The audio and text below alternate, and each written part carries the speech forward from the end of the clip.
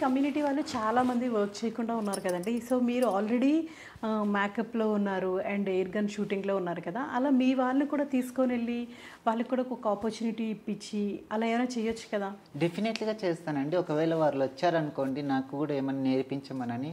So, నేను definitely దానికి నా కమ్యూనిటీ వాళ్ళు ముందుకెళ్ళాలి, నా కమ్యూనిటీ వాళ్ళు బాగుపడాలని నేను ముందు ప్రోత్సహించడానికి నంబర్ 1గా నేను ముందు ఉంటానండి. ఓకే.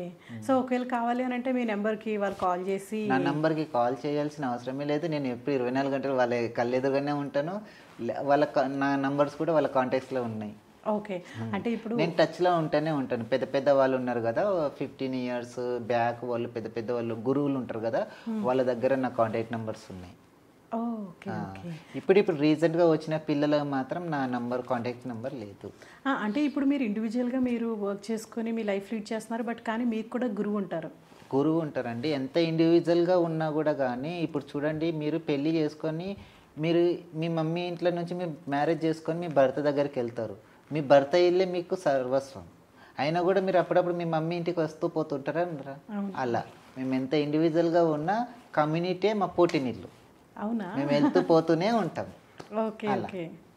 సో, అదొక భరోసా కూడా అది ఉంటది భరోసా మీకు. కూడా ఉంటుంది. సో, సచ్చినా బతికినా కమ్యూనిటీయే మాది. ఓకే. ఓకే. ఎంత మేము మారినా, మారకపోయినా, తల్లిదండ్రులు ప్రేమ చూపించినా, చూపించకపోయినా, హ్మ్. సేమ్ లైక్ కమ్యూనిటీయే మాది సర్వస్వం. హుహుహు.